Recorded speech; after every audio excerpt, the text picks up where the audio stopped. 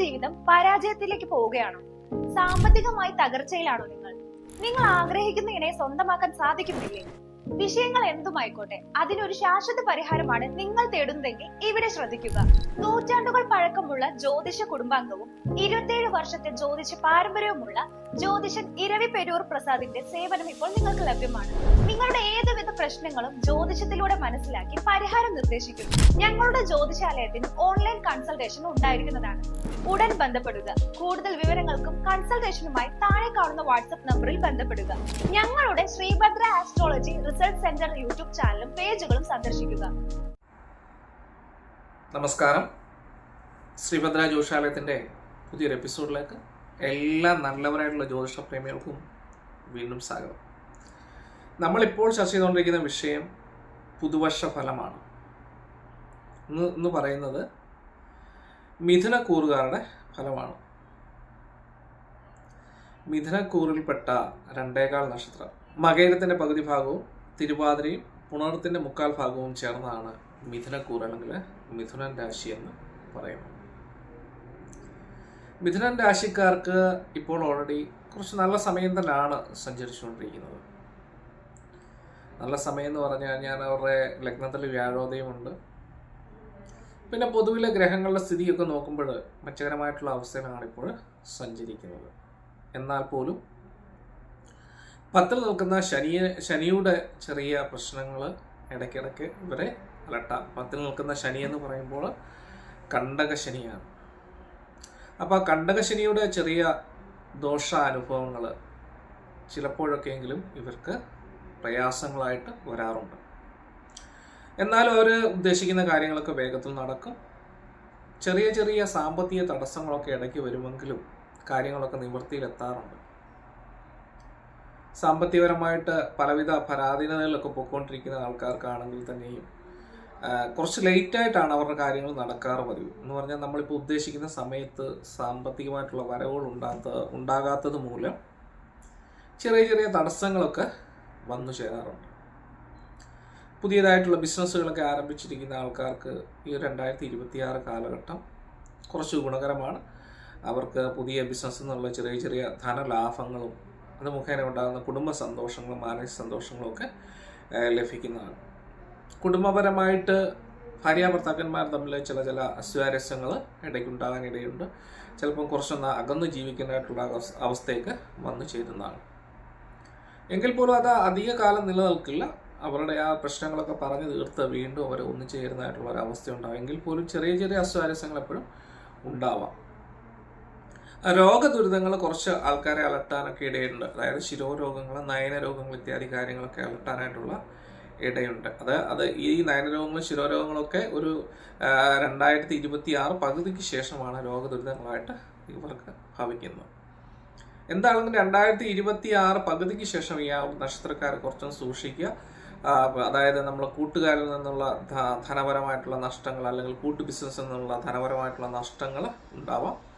പിന്നെ അതുകൂടാതെ തന്നെ ഗവൺമെൻറ് സംബന്ധമായിട്ടുള്ള മേഖലയിൽ, അതായത് ഗവൺമെൻറ് ജീവനക്കാരായിക്കോട്ടെ, അവർക്ക് അവരുടെ കൈബദ്ധം മൂലം പലവിധ പ്രശ്നങ്ങളും ചെന്നാൽ അകപ്പെടാനുള്ള ഇട വളരെ കൂടുതലാണ് മധ്യഭാഗത്തിന് ശേഷം ഉണ്ടാകുന്ന അവസ്ഥ. ഇപ്പോൾ ചിന്തിക്കുകയാണ് പൊതുവിൽ നല്ല കാലം തന്നെയാണ് ഇവർക്ക് സഞ്ചരിക്കുന്നത്. ഇപ്പോൾ പോകുന്ന രീതിയിൽ ധനപരമായിട്ടുള്ള കാര്യങ്ങളും മറ്റു കാര്യങ്ങളൊക്കെ സേവ് ചെയ്ത് വയ്ക്കുക. അതായത് നമുക്ക് അമിതമായിട്ടുള്ള ചിലവുകളിലൊന്നും ചെന്നപ്പെടാതെ പ്രത്യേകം ശ്രദ്ധിക്കുക. പിന്നെ അതുപോലെ തന്നെ വിദേശ രാജ്യത്തൊക്കെ പോകാൻ ആഗ്രഹിക്കുന്നവരാണ് ഈ 26 ആദ്യത്തെ തന്നെ മാർച്ച് ഏപ്രിൽ മാസത്തോടു കൂടിയൊക്കെ അവർക്ക് വിദേശ രാജ്യങ്ങളിലൊക്കെ പോകാനായിട്ട് സാധിക്കും. അത് മുഖേന വിദേശത്തൊക്കെ പോയി ധനസമ്പാദനങ്ങളും കാര്യങ്ങളുമൊക്കെ ഈ ഒരു 2026 പ്രതീക്ഷിക്കാവുന്നതാണ്. വിദേശ പഠനങ്ങൾ അല്ലെങ്കിൽ വിദേശത്ത് പോയി പഠിക്കാൻ ആഗ്രഹിക്കുന്ന കുട്ടികളൊക്കെ ഉണ്ടാവും അല്ലേ.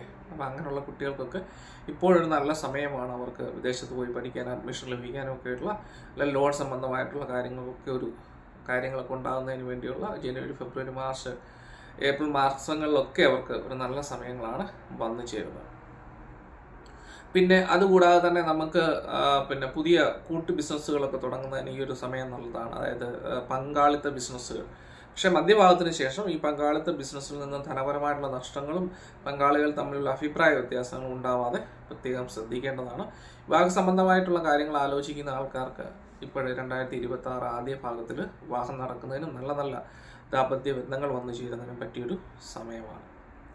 പിന്നെ അതുകൂടാതെ തന്നെ ഞാൻ പറഞ്ഞു മധ്യഭാഗത്തിന് ശേഷം കുറച്ച് ശ്രദ്ധിക്കണമെന്ന് പറഞ്ഞു കഴിഞ്ഞാൽ വ്യാഴത്തിൻ്റെതായിട്ടുള്ള ചെറിയ പ്രശ്നങ്ങൾ ഉണ്ടാവും.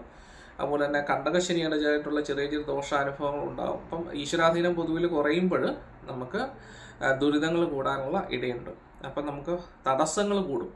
തടസ്സങ്ങൾ എന്ന് പറഞ്ഞാൽ നമ്മൾ എന്തെങ്കിലും ഒരു കാര്യം നമുക്ക് ലഭിക്കണമെന്ന് പറയുന്ന സമയത്ത് നമുക്ക് ലഭിക്കാത്ത അവസ്ഥയുണ്ടാവും. പിന്നെ ആ സമയം അതുകൂടാതെ തന്നെ നമ്മൾ അറിയാതെ തന്നെ പല പ്രതിബന്ധങ്ങളിലും നമ്മൾ ചെന്ന് ചാടി പോകും.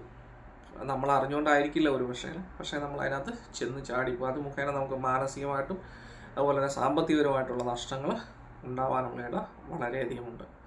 അപ്പം ചുരുക്കം പറഞ്ഞു കഴിഞ്ഞാൽ ഇപ്പോഴത്തെ അവസ്ഥ അവർക്ക് മെച്ചകരമാണ്. ഇപ്പോഴത്തെ അവസ്ഥയിൽ നന്നായിട്ട് കാര്യങ്ങൾ കൈകാര്യം ചെയ്ത് പോയി കഴിഞ്ഞാൽ ഇനി മധ്യഭാഗത്തിന് ശേഷം ഉണ്ടാകുന്ന ഒരു കാര്യങ്ങൾ നിങ്ങൾക്ക് സുഖമായിട്ട് ഡീൽ ചെയ്യാനായിട്ട് സാധിക്കും.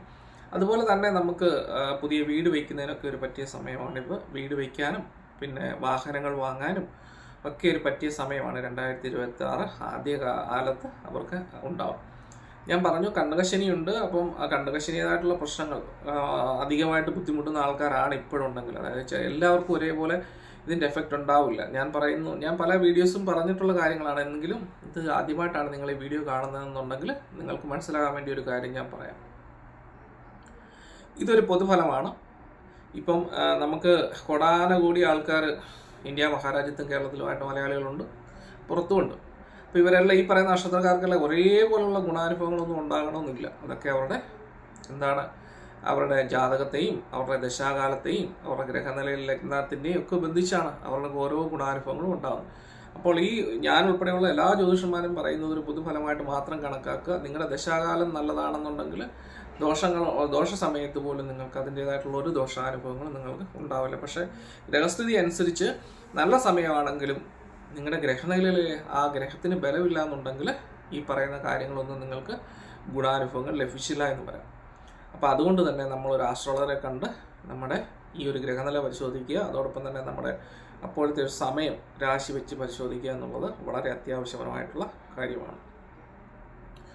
അപ്പോൾ അതോടൊപ്പം തന്നെ ഞാൻ പറഞ്ഞു നമുക്ക് വീട് വയ്ക്കാം, വാഹനം വാങ്ങാം, പിന്നെ ഭൂമി ലാഭങ്ങളുണ്ടാവും. അതുപോലെ തന്നെ കടം കേസുകളിലൊക്കെ അകപ്പെട്ട് കിടക്കുന്ന ഭൂമിയൊക്കെ ആണെങ്കിൽ നമുക്ക് അനുകൂലമായിട്ട് വിധിക്കുന്ന ഒരവസ്ഥ ഉണ്ടാവുന്നതാണ്. പിന്നെ കലാകാരന്മാരെ സംബന്ധിച്ചിടത്തോളം ഈ ഒരു 2026 ആദ്യ കാലങ്ങളൊക്കെ തന്നെ അവർക്ക് നല്ല അംഗീകാരങ്ങളും ഇപ്പം സിനിമാ മേഖലയിലുള്ളവരായിക്കോട്ടെ അല്ലെങ്കിൽ മറ്റ് സംഗീത സാഹിത്യ മേഖലകളിലൊക്കെ ഉള്ളവരായിക്കോട്ടെ അവർക്കൊക്കെ ഒരു നല്ല കാലമാണ് 2026 ആദ്യ ഘട്ടങ്ങളിലൊക്കെ വരുന്നത്. പക്ഷേ ഞാൻ പറഞ്ഞല്ലോ കണ്ടകശനിയുടെ ചില ദോഷങ്ങൾ അനുഭവിക്കുന്നത് കൊണ്ട് ചിലപ്പോൾ നമ്മുടെ കയ്യിൽ തുമ്പത്ത് കിട്ടിയ ഒരവസ്ഥ അവസ്ഥയിൽ വന്നു ചേരാതെ തട്ടിപ്പോകുന്ന ഒരവസ്ഥ ചിലപ്പോൾ ഉണ്ടായേക്കാം. അത് കുറച്ച് ആൾക്കാർക്ക് മാത്രമാണ്, എല്ലാവർക്കും അതുപോലെ ഉണ്ടാവണമെന്നില്ല.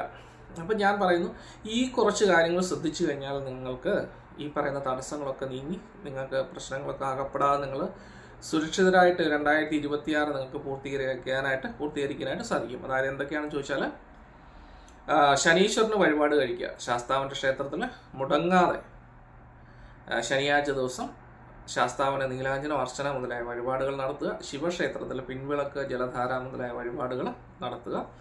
പിന്നെ അതോടൊപ്പം തന്നെ നമ്മൾ കൃഷ്ണൻ അമ്പലത്തിൽ പാൽപ്പായസം അർച്ചന മുതലായ വഴിപാട് നടത്തുക. അതുപോലെ തന്നെ ഭാഗ്യസൂക്തം മുതലായ വഴിപാടുകൾ നടത്തുക. പിന്നെ അതുപോലെ തന്നെ കുടുംബക്ഷേത്രത്തിൽ സന്ദർശനം നടത്തി കുടുംബക്ഷേത്രത്തിൽ പ്രാർത്ഥിക്കുക.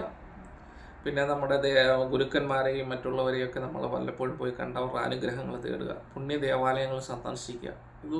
ഇതൊക്കെ കൊണ്ട് തന്നെ നമുക്ക് അനുഗ്രഹങ്ങൾ കൂടുതലായിട്ട് ഉണ്ടാവും, തടസ്സങ്ങൾ നീങ്ങും. അപ്പോൾ ഈ പറഞ്ഞ കാര്യങ്ങൾ വളരെ ശ്രദ്ധിച്ചോളുക. എങ്കിൽ പോലും ഗുണദോഷ സമ്മിശ്രമായിട്ടൊരവസ്ഥയായിരിക്കും ഈ 2026 മിഥുനൻ രാശിക്കാർക്ക് അനുഭവിക്കേണ്ടതായിട്ട് വരിക. ഈ പറഞ്ഞ വഴിപാടുകൾ ചെയ്താൽ നിങ്ങളുടെ തടസ്സങ്ങൾ നീങ്ങി വേഗത്തിൽ നിങ്ങളുടെ കാര്യങ്ങൾക്ക് പ്രാപ്തി ഉണ്ടാവും. അപ്പം വളരെ ശ്രദ്ധിച്ച് ഈ പറഞ്ഞ പോലെ കാര്യങ്ങൾ ചെയ്ത് നിങ്ങൾ ഈ 2026 നിങ്ങൾക്ക് വളരെ സമ്പൽ സമൃദ്ധിയും ഐശ്വര്യത്തോടുകൂടി ജീവിക്കാനായിട്ട് ജഗദീശനോട് പ്രാർത്ഥിക്കുന്നു. നന്ദി, നമസ്കാരം.